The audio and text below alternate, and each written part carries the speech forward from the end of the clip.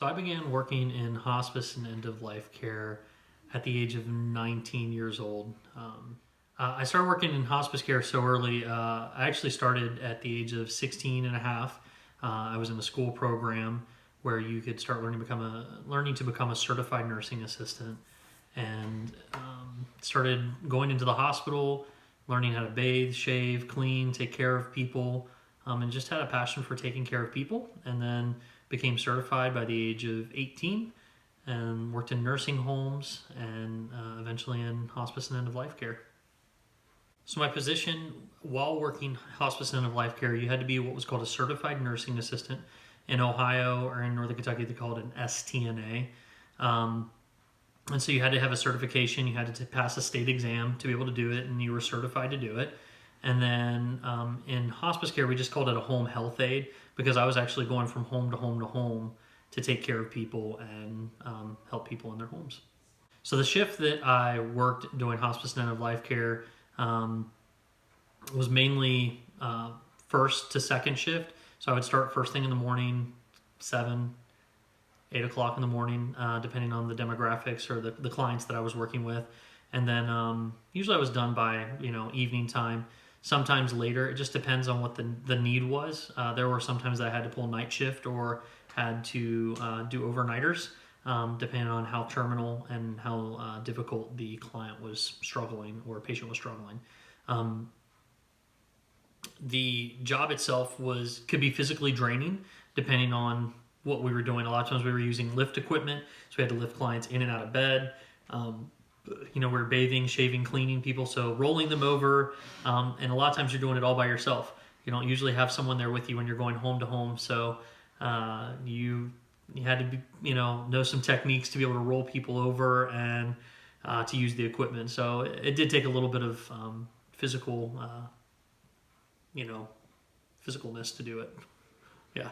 I thought that I was mentally prepared when I first started the job, but nothing really prepares you for watching people die all the time. I mean, I'm going in and out of people's homes, watching those who are terminally ill kind of slip from this world, and it's never easy. No matter how prepared I thought I was mentally, I will say that the more I did it over my 7-year span of doing specifically hospice and end of life care, I feel like I became more mentally prepared, and I think my faith had a lot to help me stay focused and help those families.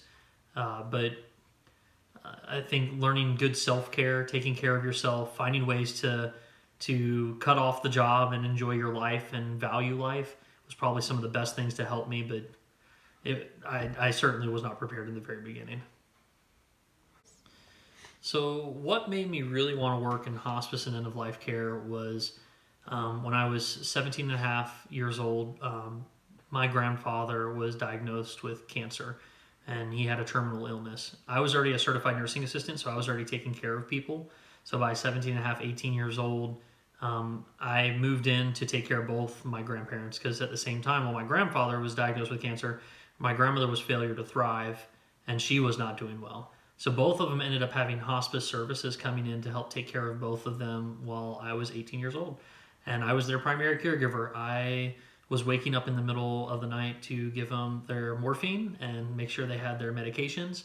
I was getting them the water and, the little food that they were able to eat. I was taking care of them at 18 years old while trying to go to college, and actually had to quit my job working with Alzheimer's dementia patients to take care of them. As I took care of them, they passed away, not too much longer after I moved in. They passed away 8 days apart. And hospice care came in and provided an amazing service for not only them, for me as well. They were a support to me. The nurses that were coming in just took care of me and helped me and made sure my mental health was okay as I was kind of going through this really difficult time of taking care of both my grandparents and watching them both die. And when I moved to Florida at 19 years old, I kind of told myself that if I could take care of my grandparents, I could take care of anybody. And so one of the first jobs I applied for was Haven Hospice in Florida there. And I was the youngest hospice worker they've ever hired because of my experience working as a CNA and with taking care of my grandparents. And I found a passion in it, and it was a hard job. And a lot of people kind of stray from it, but I just found a passion in helping people die with dignity and respect, leaving this world knowing they're taken care of, and we, gave them the comfort that they needed to keep going and providing that support for families. Yeah, it was that. That's why. Was there ever a moment that I ever questioned being in this field? Daily.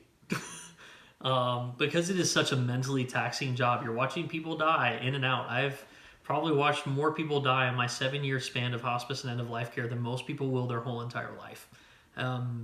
And I don't mean that to be over exaggerating. It was a lot of people that I watched, and a lot of their faces are still in my head. And there was a lot of sad stories and a lot of hardships that families went through, and it's never an easy time. So daily, I question: am I in the right field? Am I doing the right thing? But I guess I was built for it. I loved it. I was passionate about it. My favorite thing to do was making sure as someone passed away, I would old guys would never leave their house without having a good shave. And so I would make sure they had a really nice shave before the funeral home came to pick them up, and so that the family could see them, in that last time before they go on to the funeral home. And, just giving them that dignity. There was just something about it, and I was very passionate about it. So were there any rewarding moments? Yes, lots of rewarding moments. You're providing a very intimate and detailed service to families when you go in there and you're bathing, shaving, cleaning, and taking care of their loved one. And so when someone passes away, or when family members are not capable of doing those services for their family member themselves, because it's not easy. It's not easy for people to see their father or their mother or their grandfather in that situation. And so families telling me how much they appreciate me, how much I'm very much a part of their family too because of what I was able to offer. Seeing someone pass away and not suffering anymore, and knowing we did our best to take care of them and give them, again, that respect and dignity they deserve, made it totally worth it.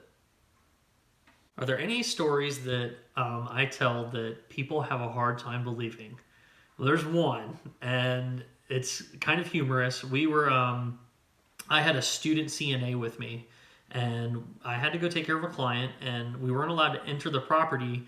It was a fenced-in property, but we weren't allowed to enter in without someone escorting us because they kept animals everywhere. They had llamas, potbelly pigs, sheep, goat, falcon, ducks, emus, and they were just roaming around.